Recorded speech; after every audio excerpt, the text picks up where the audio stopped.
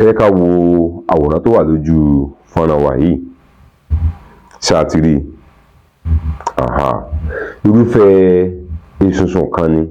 Àká pè ní esun. Lágbègbè Ìgbómìnà, wọ́n á máa pè ní esunsun. Yálà esun tàbí esunsun, omi ẹ̀kọ náà ni. Òun ni àwọn olóyìnbó ń pè ní mulching. Mulching, mo rò pé yóò ti yé wa bẹ́ẹ̀. Mo rò pé a ó ti dá mọ̀. Tá a bá wò ó, irúfẹ́ esun tàbí esunsun kan ni èyí. Òun ni Yorùbá ń pè ní olú ọrán. Olú ọrán. Ṣá rántí òwe Yorùbá tó sọ nípa rẹ̀?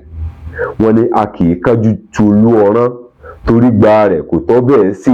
Ẹ̀yin náà jẹ́ ká wò ó. Tá a bá wò bó ṣe kéré un, kẹ́ ẹ̀ wá tu bí igba rẹ̀. Mélòó la pè nígbà? 200. Òmíràn, a tún láti ṣàkíyèsí nípa rẹ̀ wípé tí a bá tu tó kúnnú irúfẹ́ abọ́ tàbí ìkòkò kan, bóyá ká fi bí àpẹẹrẹ, bóyá bí abọ́ tó yẹ òdiwọ̀n rẹ̀ jẹ́ kílò 10, 10 kilogram, kg 10, kílógíráàmù 10. Nígbà tá a bá sàn nù tá a bọ̀ tán, tipátipá lèyí tó kù ńbẹ̀ yóò fi tó bí kílò 2. Ó tún máa ń ra, èdè sọ́n máa ń lò ní wa ló máa ń ra.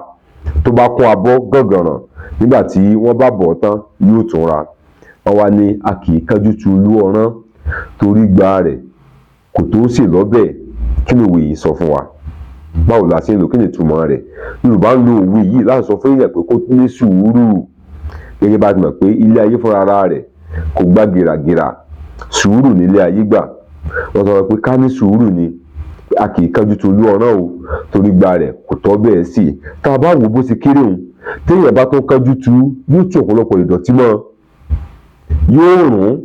Nígbà tí ẹ̀ bá tún dé, yóò tún ṣẹ̀ṣẹ̀ lọ jókòó tì lọ́nà ọ̀tọ̀ ni. Ó ti kánjú lákọ̀ọ́kọ́, ó ti ti ìdọ̀tí mọ́. Nígbà tí ó bá tó wá tu débì kan, kò ní ráàyè tu tó bó ṣe yẹ kó pọ̀, bó ṣe yẹ kó tó. Nítorí náà Yorùbá fi máa ń pa òwe wípé a kì í kánjú tu olú ọrán. Orúkọ míì tá a pè tó ni olú. Bóyá tá a bá dé bí àwọn ẹ̀yà kan ní Ọ̀ṣun, bóyá àwọn ilẹ̀ Ìjẹ̀ṣà tàbí àwọn agbègbè Ilé Ifẹ̀ tàbí Oko Ifẹ̀, wọ́n á máa pè ní olú. Olú. Àwọn míì wá pè ní olú esunsun. Mo ní láti ṣàfikún wípé oríṣiríṣi olú ló wà. A rí èyí tá a pè ní olú ọ̀gán. A rí pé èdè Yorùbá kan tó sọ wípé kì í ṣe gbogbo òkìtì ní olú ọ̀gán. Òkìtì tá a pè níbẹ̀ kì í ṣe pé kéèyàn tàkìtì ni wọ́n ń sọ. Òkìtì nínú ìpèdè, nínú òfin ìlú síntàsì ni ìṣíhùn padà ti wá tó fi di òkìtì. Lẹ́yìn wọ́n fi sọ wípé gbogbo òkìtì kọ́ ní olú ọ̀gán, gbogbo ọmọ aládé kọ́ ní orí bàbá rẹ̀ jẹ. Tàbí wọ́n ní pé gbogbo òkìtì kọ́ ní olú ọ̀gán, gbogbo ọmọ aládé kọ́ ní ó padà dádé ọba. Wípé olú ni a ní olú òkìtì. Tá a bá dé agbègbè Ìgbómìnà tàbí láwọn ìlú míì, a ní èyí tí a ń pè ní olú ihá níbi tí wọ́n ti ń ṣe epo. A ní olú ihá. A ní èyí tí a ń pè ní irúfẹ́ olú kan láń pè ní gbònògbònò. A ní èyí tí wọ́n ń pè ní bèje. Wọ́n á ní bèje bẹ̀jọ bẹ̀ǹdínlógún.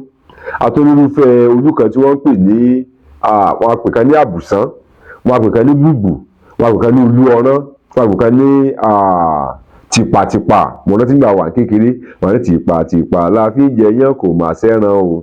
Tìpàtìpà lẹ fi ń jẹyán kò mà sẹ́ran o. Irúfẹ́ olú kan tó gbajúgbajà dáadáa nílẹ̀ Yorùbá òun ni olú ògògó àti oríṣi tàbí irúfẹ́ olú míì bí ó ṣe jẹ́ nù. Kí lóhun tí a gbé yẹ̀wò? Òun náà ni wípé ìpèdè tó sọ wípé a kì í kánjú tu olú ọrán nítorí wípé igba rẹ̀ kò tó sè lọ́bẹ̀.